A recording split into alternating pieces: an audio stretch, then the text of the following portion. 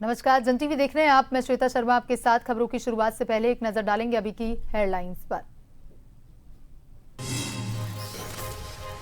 CM Dhami का बड़ा vision, Beed इन उत्तराखंड को मिलेगी नई उड़ान, शादी बनेगी रोजगार का जरिया, डेस्टिनेशन वेडिंग से बदलेगी उत्तराखंड की तस्वीर।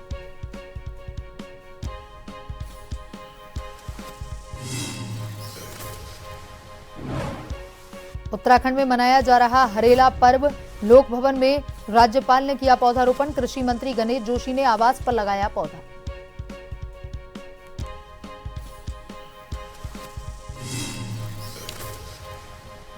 उत्तराखंड में राहुल गांधी के कार्यक्रम का बदला ठिकाना, परेड ग्राउंड में नहीं होगी सभा, परेड ग्राउंड नहीं अब वैकल्पिक स्थल पर होगा राहुल गांधी का कार्यक्रम।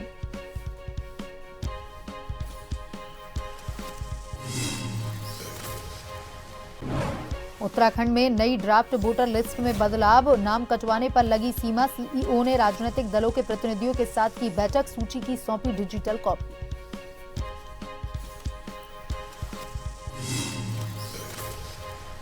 प्रदेश के 5 जिलों में बारिश, पहाड़ों के लिए येलो अलर्ट, आकाशीय बिजली गिरने की भी चेतावनी, 21 जुलाई तक मौसम रहेगा खराब।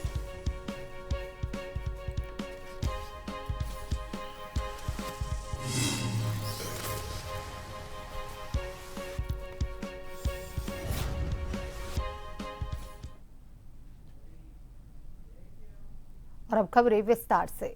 मुख्यमंत्री पुष्कर सिंह धामी ने मसूरी देहरादून मार्ग स्थित पुनः नरवा वेलनेस रिजॉर्ट की माड़ी में आयोजित ग्रेस हिंदुस्तान 2.0 उत्तराखंड राष्ट्रीय वीडिंग प्रोफेशनल सम्मेलन में कहा कि राज्य सरकार प्रधानमंत्री नरेंद्र मोदी के वीड इन उत्तराखंड विजन को साकार करने के लिए तेजी से कार्य कर रही है।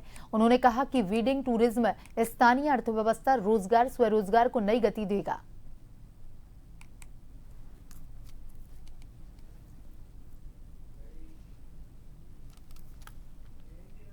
उत्तराखंड की लोक संस्कृति, प्रकृति प्रेम और पर्यावरण संरक्षण के प्रति लोक पर्व हरेला का आयोजन आज लोक भवन में पारंपरिक उत्साह और उल्लास के साथ किया गया। इस अवसर पर राज्यपाल लेफ्टिनेंट जनरल गुरमीत सिंह ने पूजा अर्चना कर प्रदेश की सुख समृद्धि की कामना की और परिसर में पौधारोपण कर पर्यावरण संरक्षण का संदेश दिया। राज्यपाल लेफ्टिनेंट जनरल गुरमीत सिंह ने लोक भवन स्थित राज प्रज्ञेश्वर मंदिर में विधि विधान से पूजा अर्चना की, प्रदेश में सुख, शांति, समृद्धि एवं खुशहाली की कामना की।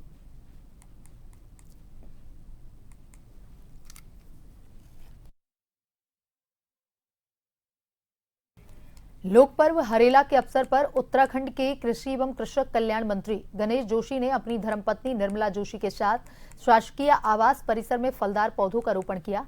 इस दौरान उन्होंने प्रदेशवासियों को हरेला पर्व की शुभकामनाएं देते हुए पर्यावरण संरक्षण और पौधारोपण का संदेश दिया।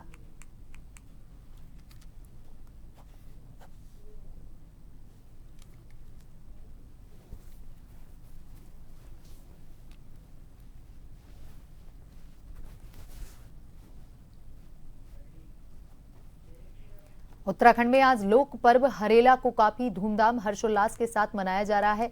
हरेला को सुख, समृद्धि, हरियाली का प्रतीक माना जाता है। उत्तराखंड के चंपावत जिले में भी हरेला पर्व को आज काफी धूमधाम के साथ मनाया जा रहा है। आज सुबह माता बहनों के द्वारा अनाजों से तैयार किए गए हरेले से अपने भाइयों व बच्चों के सिर का पूजन कर उनके लंबे जीवन की कामना की गई।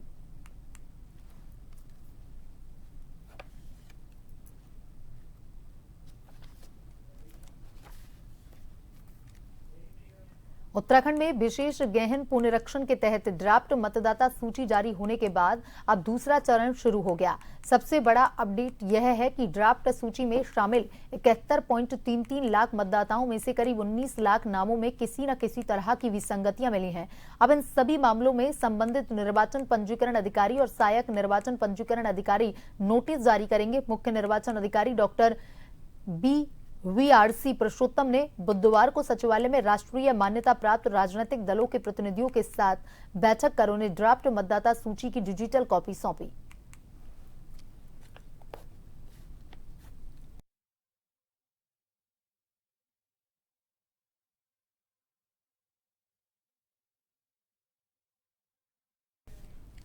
काशीपुर के पुष्पक विहार क्षेत्र में एक बेहद दर्दनाक हादसा सामने आया। महादेव कॉलोनी स्थित एक खाली भूखंड में बरसात का पानी भरा हुआ था, जहां नहाने गए छह वर्षीय दो मासूम दोस्तों की डूबने से मौत हो गई। स्थानीय युवक ने अपनी जान जोखिम में डालकर दोनों बच्चों को पानी से बाहर निकाला और तत्काल अस्पताल पहुंचाया, लेकिन चिकित्सकों ने जांच के बाद दोनों को मृत घोषित कर दिया। घटना के बाद दोनों परिवारों में कोहराम मच गया, जबकि पूरे इलाके में शोक की लहर है।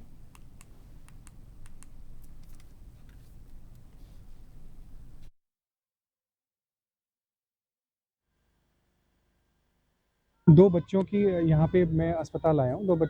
जो इमरजेंसी रूम है उसमें दो बच्चों की बॉडी रखी हुई है। दो बच्चों की डूबने से मौत हुई है ऐसा बताया जा रहा है। बाकी जो किस कारण से हुई, क्या हुई, कैसे हुई, उसके अलग से बाद में उसमें जानकारी हासिल करके तब अब उसमें आगे को जो भी कार्रवाई होगी तो उसमें नगर निगम या फिर हमारी जो टीम है उसके द्वारा जाँच करके कार्रवाई की जाएगी। 4 से 5 बच्चे खड़े होकर चिल्ला रहे थे कि बच्चे डूब गए हैं। मैंने पहले मेरे फूफा घुसे पानी में, पर वो ज़्यादा गहरा था, फिर उन्हें तैरना नहीं आता था तो मैं गया। अच्छा। मैं गया, एक बच्चा मेरे को अंदर मिला पानी में, 7 फीट से ज़्यादा गड्ढा था, मैं पूरा अंदर चला गया था। मेरे को तैरना आता तो मैंने निकाला, एक बच्चा निकाला, मैं बाहर आया तो बच्चों ने चिल्लाया कि एक और है। फिर मैं दोबारा पानी के अंदर गया, जब मैं दोबारा से डाई मारी तो पानी बहुत हिला था, तो एक बच्चा थोड़ा सा ऊपर को आया, मैंने उसको ऐसे ही पकड़ लिया, मतलब वो ज़मीन से कुछ फुट ऊपर था। मैं उसको पकड़ा और दोनों को बाहर। कितना गहरा होगा ये? 7 फीट से ऊपर होगा सर। मेरे पास जब बच्चे आए तो उनकी हार्ट बीट तो नहीं थी, हमने ईसीजी करवाया और पल्स वगैरह हमने चेक करी, पल्स भी उनके डायलेटेड थे, तो हमारे पास तो बच्चे डेड ही आए थे। उन दो बच्चे थे तो दोनों जो थे बच्चे बॉयज थे दोनों, और उनकी मदर्स थी साथ में, हस्बैंड नहीं थे उनके। उन्होंने यही बताया कि बच्चे खेलने गए थे, दोनों रिलेटेड भी नहीं है बच्चे, शायद दोस्त ही हैं, आसपास रहते हैं। तो वो लोग दोनों खेलने गए थे बच्चे, और फिर उसके बाद इनको पता चला, ये भाग के वहाँ आए तो इन्होंने बच्चों को पानी से किसी ने निकाला है और फिर तो ये ले आए हैं। कालाढूंगी के सामुदायिक स्वास्थ्य केंद्र में डॉक्टरों की कमी, स्वास्थ्य सेवाओं की बदहाल व्यवस्था को लेकर स्थानीय युवाओं ने अनोखे अंदाज में विरोध प्रदर्शन किया। युवाओं ने अस्पताल पहुंचकर मरीजों, तीमानदारों और मौजूद चिकित्सकों को मिठाइयां बांटी और शासन प्रशासन के खिलाफ अपनी नाराजगी जाहिर की। प्रदर्शनकारियों का कहना है कि स्वास्थ्य सुविधाओं में सुधार करने के बजाय डॉक्टरों और नर्सों के तबादले कर दिए गए, जिससे हालात और खराब हो गए।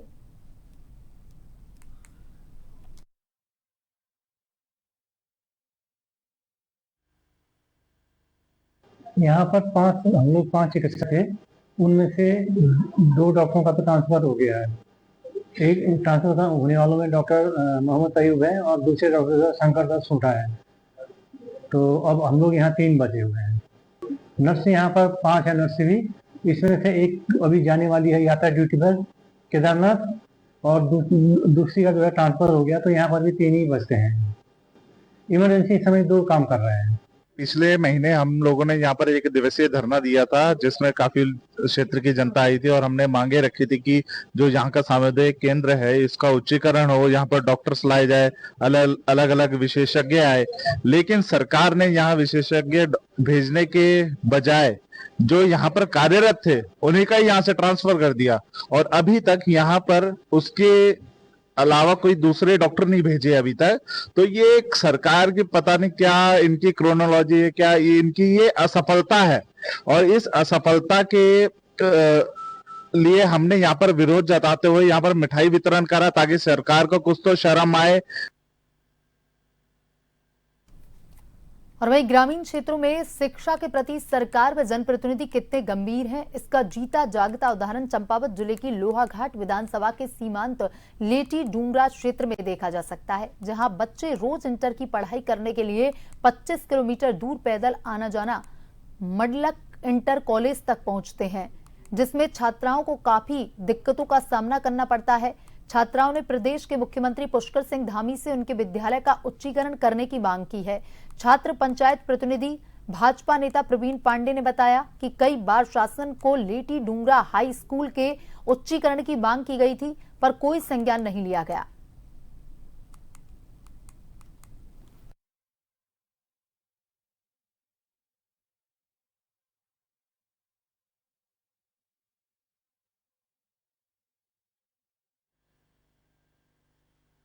छात्र जो यहाँ से मटलक जाते हैं पढ़ने के लिए, और यहाँ से हमको बहुत दूर जाता है, बहुत ही ज़्यादा टीम है और हमको यहाँ से 16 से 15 किलोमीटर दूर स्कूल जाना पड़ता है जीआईसी मटलक, और उसके साथ 200 मीटर से ज़्यादा बड़ा पहाड़ चढ़ना पड़ता है, और उसकी वजह से हमको सुबह ही 4 बजे जाना पड़ता है और शाम को हम 3 या 4 बजे के बाद ही घर पहुँचते हैं, जिसकी वजह से हमारी पढ़ाई में बहुत ही ज़्यादा परेशानियाँ होती है। समस्याएं सर्वप्रथम यह है कि हमारे जो सीमांत क्षेत्र है, बच्चों की शिक्षा की व्यवस्था है। शिक्षा एक ऐसी है कि बच्चे जिसको ग्रहण करके IAS PAS बड़े बड़े अधिकारी बन सकते हैं, तो हमारे सीमांत क्षेत्र की जो है बहुत बड़ी समस्या है। और गरीब बच्चे हैं जो 20 से 25 किलोमीटर दूर जो है इंटर की परीक्षा पढ़ाई के लिए मतलब GIC जाना पड़ रहा है। उबड़ खाबड़ रास्ते हैं और सुबह 4 बजे जो है पैदल चल के 8 बजे जो है स्कूल पहुंच रहे हैं। पैदल चलने में सर बहुत समस्याएं आ रही है, पैदल चलना पड़ता है, उबड़ खाबड़ रास्ते हैं, गर्मी का सीज़न है, झाड़ियाँ हैं, सांप का जो है भय रहता है, बच्चे डरे हुए हैं। तो बच्चों का ये कहना है कि हमको कि आप जो है या तो हमारे लिए गाड़ी की व्यवस्था करो और या तो हमारे हाई स्कूल को जो है उच्चीकरण करो। मुख्यमंत्री पुष्कर सिंह धामी के निर्देश पर संचालित सेवा पखवाड़े के अंतर्गत जन जन की सरकार जन जन के द्वार अभियान के तहत चंपावत जिले के विकासखंड बाराकोट की ग्राम पंचायत मऊ में बहुउद्देशीय समस्या निवारण शिविर का आयोजन किया गया। राजकीय इंटर कॉलेज मऊ में आयोजित इस शिविर की अध्यक्षता जिलाधिकारी मनीष कुमार ने की। शिविर में ग्रामीणों की समस्याएं सुनी गईं और अधिकांश मामलों का मौके पर ही समाधान किया गया।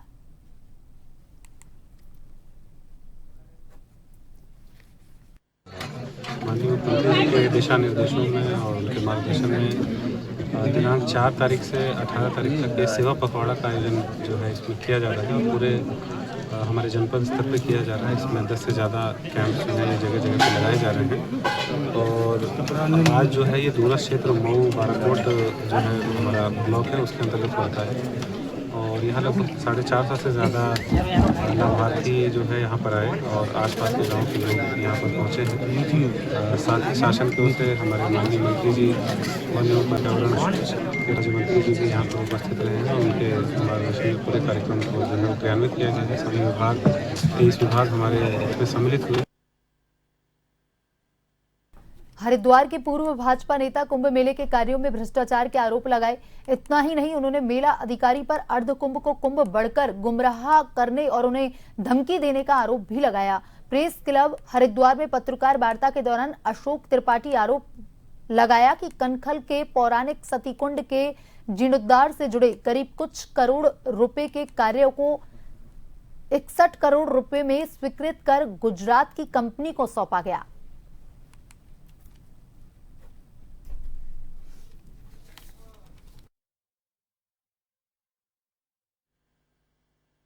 तय होना चाहिए कि उसका पुनर्निर्धारण हो, उसकी DPR दोबारा से बने, उसका एस्टिमेट दोबारा से बने और उसमें रिप्रेजेंटेटिव जो आर्किटेक्ट हैं बनाने वाले उसको उसमें सरकार के अतिरिक्त बाहर से भी हों और खासतौर से हरिद्वार के हों जो सही में बनाए कि ये कितने मूल्य का काम है।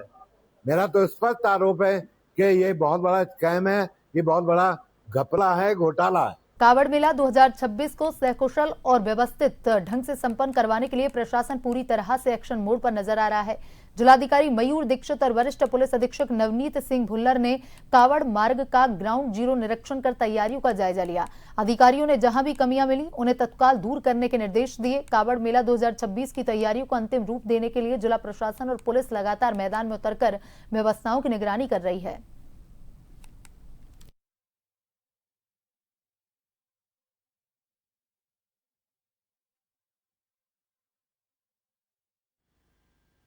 देखिए, कावड़ मेला 2026 जुलाई 30 से शुरू होने जा रहा है और आज सभी क्षेत्रों का निरीक्षण किया गया, हरिद्वार से लेकर रुड़की और आगे क्षेत्र सभी का। इसमें जितने भी व्यवस्थाएं, टॉयलेट, पानी, लाइट, सड़क की क्वालिटी सभी को परखा गया है। जहां पर भी कमियां हैं अधिकारियों को डायरेक्शन दिए गए। 25 जुलाई तक सभी तैयारियां पूर्ण करने का लक्ष्य रखा गया है।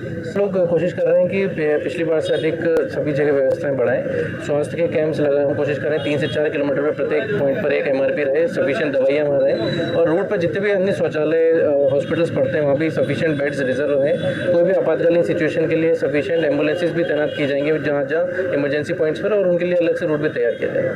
मेरे और जिलाधिकारी द्वारा कावड़ मिट्टी का निरीक्षण किया गया, रोज ही निरीक्षण और इसमें जिला स्तरीय अधिकारी है पार्टनरशिप का अहम रोल होता है, वो लोग कुछ आते हैं। तो इसमें जहाँ जहाँ कुछ रिपेयर वर्क होने हैं, किचन का लाइट का काम है, कहीं पानी की व्यवस्था, शौचालय की व्यवस्था, इस निर्देशित किया गया। इसके अतिरिक्त जो पुलिस अधिकारी हैं उनको कहाँ पे पिकेट्स लगेंगी, कहाँ पे ड्यूटी पॉइंट्स होंगे, कहाँ पे डाइवर्जन होगा, ट्रैफिक के जो छोटी इश्यूज में डिले हुए हैं उनको फाइनलाइज किया गया। और वही हरिद्वार से खबर है, जहां पर निरंजनी अखाड़े के महंत रविंद्र पुरी ने कावड़ मेले को लेकर कावड़ियों से अपील की है कि वह अपने सामर्थ्य से अधिक कावड़ न उठाएं। उन्होंने कहा कि कावड़ यात्रा के दौरान कोई ऐसी चीज देखने को मिलती है जिसमें कोई बड़े बड़े मटके गंगा जल के कावड़ उठाते हैं, उससे उनको काफी तकलीफ होती है और शारीरिक कष्ट भी पहुंचता है। महेंद्र रविंद्र पुरी ने कहा कि सभी कावड़िया अपने सामर्थ्य के अनुसार ही गंगाजल मटकों से भरें।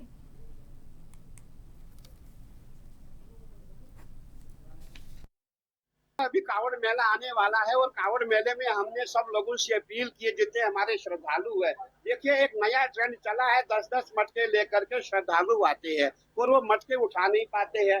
करीबन 20 कदम चलने के बाद वो कावड़ नीचे रखनी पड़ती है। नीचे रोड है, रोड में क्या लगा है, गंदा है, जो भी है, मैं समझता हूँ उचित नहीं है। कावड़ उतनी उठाई जाए जितनी हमारी ताकत है। मैं समझता हूँ 2 मटके, जो हमारी प्राचीन परंपरा है, एक मटका आगे होता था, एक मटका पीछे होता था, जैसे श्रावण कुमार की कावड़ है, वैसी कावड़ हो, बहुत अच्छी बात है। क्योंकि ज्यादा लोड उठाने से मैं समझता हूँ गर्दन में भी प्रॉब्लम आ सकती है, रीढ़ की हड्डी में दिक्कत आ सकती है।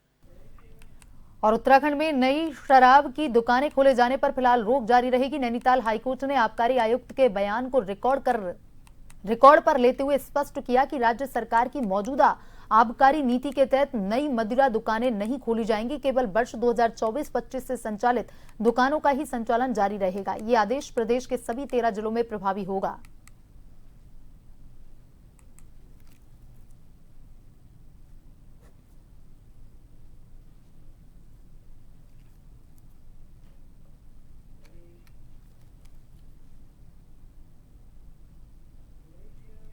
उधम सिंह नगर के सुल्तानपुर पट्टी क्षेत्र स्थित ग्राम पंचायत राम जीवनपुर में उप प्रधान चुनाव के दौरान उस समय हंगामा खड़ा हुआ जब कुल 9 मतदाताओं के बावजूद मतपेटी में 10 मतपत्र निकले। अतिरिक्त मतपत्र मिलने की जानकारी सामने आते ही 2 पक्ष आमने सामने हो गए। सूचना पर मौजूद पुलिस ने हस्तक्षेप कर स्थिति को नियंत्रित किया, जिसके बाद चुनाव प्रक्रिया पूरी करवाई गई। बुधवार को राजकीय प्राथमिक विद्यालय राम जीवनपुर में उप प्रधान पद के लिए मतदान कराया गया।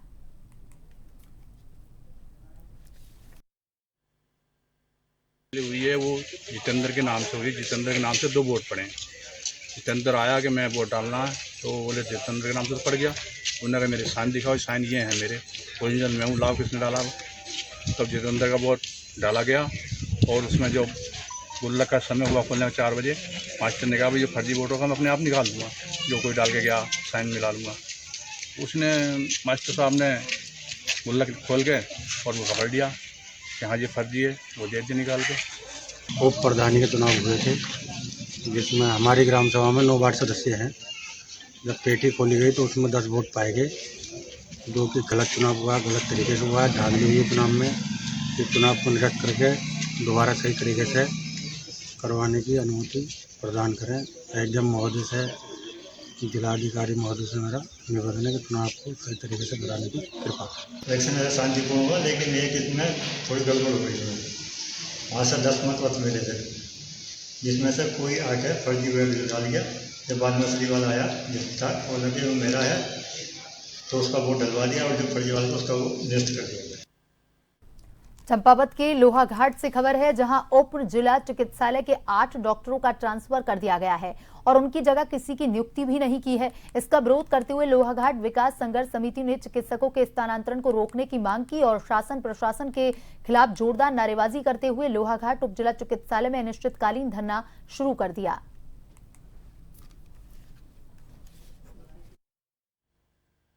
सर, सबसे बड़ी बात तो ये है कि आज लोहाघाट विकास संघर्ष समिति जो है अनिश्चितकालीन धरने से हम लोग कल से शुरुआत हमारी हो चुकी है और हम लगातार जब तक जो है 8 डॉक्टरों का तबादला रोका नहीं गया तब तक हम जो है अनिश्चितकालीन हम धरने में बैठे रहेंगे। और रणनीतिक रूप से अगर हमारी मांगों को माना नहीं गया, क्योंकि हमने पूर्व में भी 10 इस लोहाघाट के बड़े बड़े आंदोलन अस्पताल के डॉक्टरों के लिए किए हैं, तो अभी भी हम बिल्कुल आंदोलन के तैयार हैं। और अगर ज़्यादा ही शासन ने हमें अनदेखी की तो हम उग्र आंदोलन के लिए बिल्कुल हमने तैयार है, हमने बिल्कुल सोच रखा है और जनता को लेकर हम फिर तैयार करेंगे। काफ़ी मूलभूत समस्याएं हैं हमारे क्षेत्र में, खासकर हमें बड़ी खुशी होती है कि हम अस्पताल आके अपना इलाज करवाते हैं, डॉक्टरों की फैसिलिटी मिली हुई है हमें।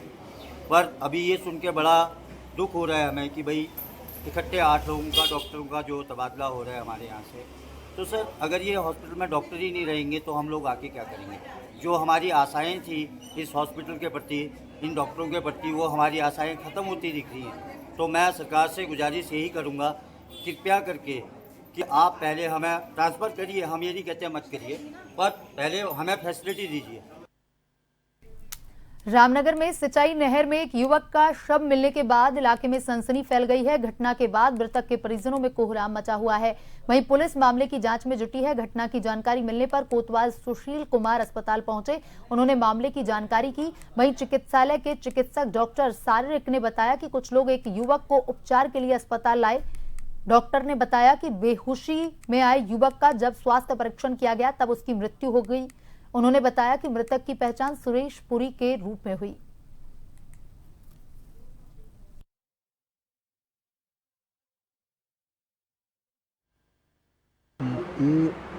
एक वन विभाग से एक लेकर पहुंचे थे हमारे पास यहाँ पर, और उनकी ड्रॉइंग हिस्ट्री बताई कि नहर में डूबकर उस कारण से इनकी मौत हो गई है। इनका नाम है सूरज पुरी, 27 साल, बसई के रहने वाले हैं। दे दी है, और बाकी की जो कार्यवाही है वो पुलिस द्वारा की जाएगी।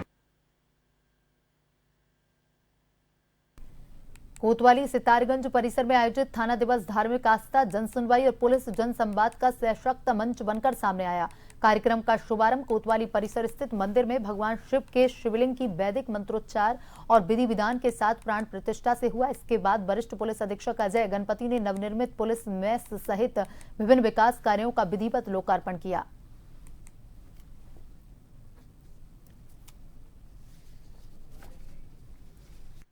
दिवस में आज कुछ लोगों ने अपनी समस्याएं रखी, जिसमें मुख्यतः जो ट्रैफिक के बारे में एक समस्या रखी गई थी, जो रोड के अतिक्रमण उसको हटाने के बारे में समस्या रखी गई तथा कुछ महिलाओं द्वारा भी नाबालिग लड़कियों के शादी विवाह के बारे में शक्ति कानून क्षेत्र से समस्या, सभी समस्याओं को ध्यानपूर्वक सुना गया तथा उसका निराकरण करने हेतु हमारे थाने के अधीनस्थ कर्मचारियों को निर्देशित किया गया है। यहाँ पर सितारगंज थाने में सभी समस्याओं को आगंतुक रजिस्टर में उठाया जा रहा है, ये पाया गया। और इस वजह से हर समस्या जो है या हर व्यक्ति जो है यहाँ पर आके अपनी समस्या रख पा रहा है और उसकी सुनवाई भी हो रही है। प्रधानमंत्री मोदी के ड्रीम प्रोजेक्ट हर घर जल हर घर नल योजना का किस प्रकार से दुरुपयोग हो रहा है, इसका जीता जागता उदाहरण लोहाघाट के बिसंग क्षेत्र में देखा जा सकता है। यहां योजना का पानी पिछले 7-8 महीनों से नाली में बहाया जा रहा है, जो जनता को उपलब्ध नहीं हो रहा। मामले में क्षेत्र की जनता से संबंधित विभाग के खिलाफ गहरी नाराजगी है। विभागीय अधिकारी पानी की इस तरह बर्बादी पर मूक दर्शक बने बैठे हैं।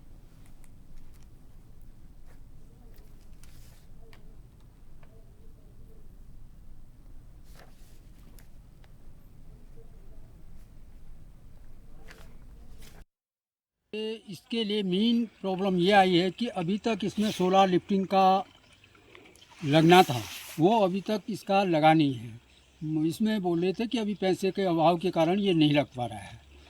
तो अभी ये काफ़ी 1 साल होने वाला है ये पानी का।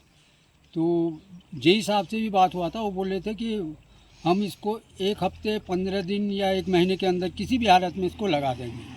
तो अभी तक तो ये आपके सामने है। बिल्कुल सही गलत बात है, क्योंकि रोड का भी टूट फूट का नुकसान होता है और बाकी पानी का तो है ही है। आए दिन कितनी प्रॉब्लम्स आई हैं कि कहाँ से पानी को लेके आए हैं और अपनी पूर्ति की है इससे। बुलेटिन में अभी तक के लिए इतना ही। बने रहिए जन टीवी के साथ। नमस्कार।